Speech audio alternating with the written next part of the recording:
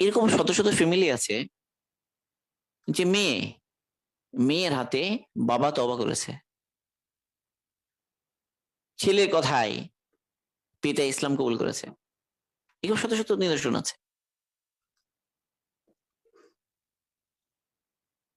আমি একটি ঘটনা শোনাই। এক ইঞ্জিনিয়ার, তো ইঞ্জিনিয়ার সাহেবের বয়স 70। সারা জিন্দেগি গাফলতির মধ্যে হায়াত কাটিয়েছেন। 70 বছর হয়ে গেছে, দিনের ব্যাপারে গাফেল। তো ওনার এক ছেলে এক মেয়ে। মেয়ে হলো ডাক্তার।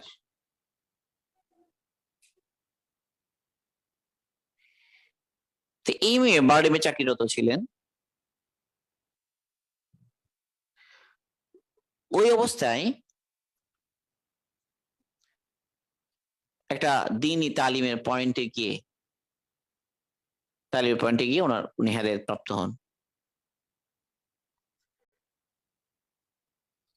তো এই মেয়ে ওখানে নিয়মিত যেতে থাকেন, যাওয়ার পরে তার খুব বুঝ আসে।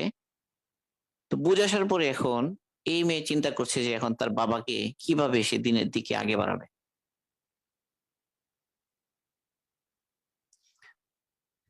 তো ওখানে সাধারণত সাধারণত জামাতের তালিমের পয়েন্ট ছিল সেটা। ওখানে বিভিন্ন সময় বিভিন্ন জামাতের জন্য তাশকিল হয়, জামাত বের হবে 3 দিন ইত্যাদি। তো ওখানে রিসেন্টলি হয়তো একটা জামাত বের হচ্ছিল 3 দিনের জন্য। ওই মেয়ে ওখানে তার বাবার নাম লিখে দিয়ে আসে যে আমার আব্বা যাবেন। এখন ওর আব্বাকে সে পাঠাবে কিভাবে?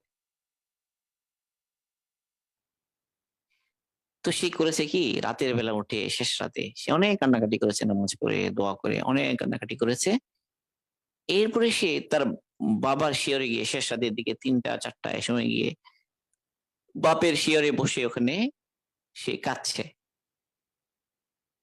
বাবার সঙ্গে টাচ করে নাই, বাবাকে ডাকে নাই সে, কিন্তু সে ওখানে গিয়ে কাঁদছে এবং তার চোখের পানি পড়েছে বাবার পায়ে।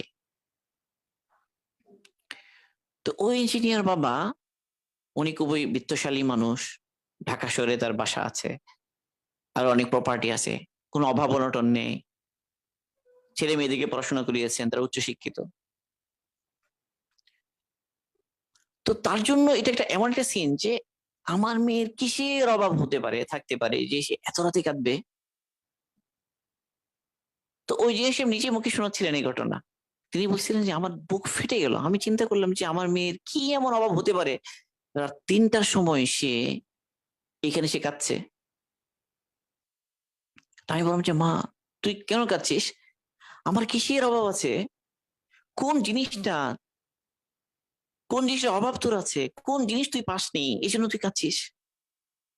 মেয়ে বলো বাবা, তুই বুঝতে পারো নাই, আমি আসলে আমার জন্য কাঁদছি না, কোনো জিনিস পাইনি সেজন্য কাঁদছি না, আমি তোমার জন্য কাঁদছি। তিনি আরো অবাক হলেন, আমার জন্য কেন কাঁদবি? আমার কিসের অভাব আছে? আমার টাকা পয়সার কোনো সমস্যা অভাব নেই। দেখো, আত্মীয়দেরকেও আমি মানুষ করেছি, যে আমার ছেলে ইঞ্জিনিয়ার, মেয়ে ডাক্তার। আমি তো সমাজের মধ্যে অনেক ইজ্জত সম্মানের সাথে আছি, আমার তো এমন কোনো কিছু কিছু ত্রুটি নেই, আমার কোনো অসুস্থতাও নেই, আল্লাহ পাক সুস্থ রেখেছেন। তো আমার জন্য কাঁদার কি আছে? বলে বাবা, এখানে তো তোমার সব আছে, আমি এই জন্য কাঁদছি না। আমি কাঁদছি যে তোমার কবরে কি হবে সেই জন্য। আমি কাঁদছি এই জন্য যে তো আখিরাতের ময়দানে তোমার কি হবে। এই যে সে বলেন যে আমি লাজবাব হলাম, সে কি বলতে যাচ্ছে যে বাবা, তুমি তো ইঞ্জিনিয়ার হয়েছো, অনেক সফল মানুষ, সব ঠিক আছে, কিন্তু তুমি বলো তো, যে কোনো মুহূর্তে মৃত্যু এসে যেতে পারে না আমাদের জীবনে। তো এই জন্য কি তৈরি করেছো তুমি? তো এই জন্য বাবা, তুমি আমাকে একটা ওয়াদা দিতে হবে। বাবা বলছেন, তুই আমাকে বল কিসের ওয়াদা আগে। বলে না, তুমি আগে ওয়াদা দিয়ে দাও যে তুমি আমার কথা রাখবে, এটা আগে তুমি আগে ওয়াদা দাও, এরপর আমি বলবো, এর আগে বলবো না। কারণ মেয়ে এমন ভাবে কাছে তিনি বললেন যে আমি এই মুহূর্তে ওয়াদা না দিয়ে তো আর পারি না। তাই বললাম যে ঠিক আছে মা, তুই বল আমার কি করতে হবে। তো মেয়ে বলতে, বাবা তুমি ওয়াদা দিচ্ছ তো, ওয়াদা কিন্তু খেলাপ করতে পারবে না। বলে মা, তুই কাঁদছিস, তোর এই দুঃখ কষ্ট বেদনা দূর করার জন্য যা করা দরকার আমি তো সবই করতে রাজি আছি। সবই তোদের জন্য, কোনটা করি নাই? মানে এই যে পিতার একটা আবেগ উতলে উঠছে মেয়ের জন্য, মানে পিতার শরীরে সমস্ত স্নেহ উতলে উঠছে। এই একজন দায়ী বড়জনদেরকে দাওয়াত দেওয়ার ক্ষেত্রে তাদের অন্তরে যে তার জন্য স্নেহ, ভালোবাসা, মহব্বত একটা পাহাড় আছে না বা একটা সমুদ্র আছে, যাই বলি না কেন, সেটাকে জাগিয়ে দেয়া, এটা হলো একটা বড় বিষয়। তো এই মেয়েটি ঠিক কাজটা করেছে। এখন বাবা বলছে যে হ্যাঁ, তুই যা বলিস আমি তাই করবো, তোর আরামের জন্য, তোর সুখের জন্য। আগেও আমি তো তোদের জন্য সব করেছি, এখনো তুই শান্তি পাবি, তুই তুই আশ্বস্ত হবি, তোর পেরেশানি দূর হবে, কষ্ট দূর হবে, যা করার আমি তৈরি আছি। তো মেয়ে বলে যে বাবা, এই যে আমি এদিকে তালিমের পয়েন্টে যাই, ওখানে একটা জামাত বের হবে পুরুষদের 3 দিনের জন্য, আমি ওখানে তোমার নাম জমা দিয়ে এসেছি, কালকে সকালে ফজরের উপর চলে যেতে হবে। বলবে, আমি তো আসমান থেকে পড়লাম, এটা তো আমি কোনোদিন ভাবি নাই যে এই ধরনের একটা আবদার সে আমি করতে পারি। তো সে বললো যে, তিনি বললেন যে পরে আমি কি করবো, ওয়াদা দিয়েছি, মেয়ে আমার জন্য সবকিছু রেডি করে রেখেছে আগে রাতের বেলা।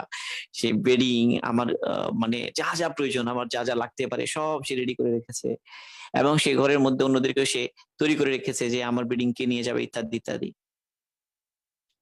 তো কি করা, সকালবেলা চলে গেলাম। উনি বলে, এই 3 দিন দেওয়ার পরে আমার বুঝে এলো যে আমার মেয়ে আমার কত বড় উপকারটা না করেছে। হঠাৎ করে আমার পুরো জীবনের গাফলতি, অবহেলা, এগুলো সবগুলো একটা অনুভূতি আমার চলে এলো, আমার পুরো জীবন আমার সামনে এলো, আমি কি করেছি। আমি বুঝলাম যে আমার তো অনেক দুর্বলতা, অনেক পেছনে পড়ে গেছি আমি। তো আমার অনুভূতি হলো যে আমি তো এতদিন মুসলমানই ছিলাম না, এখন যেন আমি মুসলমান হলাম। এরপর তিনি আরো লম্বা সময় দিয়েছেন, 4 মাস দিয়েছেন, অনেক আগে বেড়েছেন, গ্যারেজ ছিল ওটাকে মসজিদ বানিয়ে ফেলেছেন, অনেক অনেক কথা ওনার।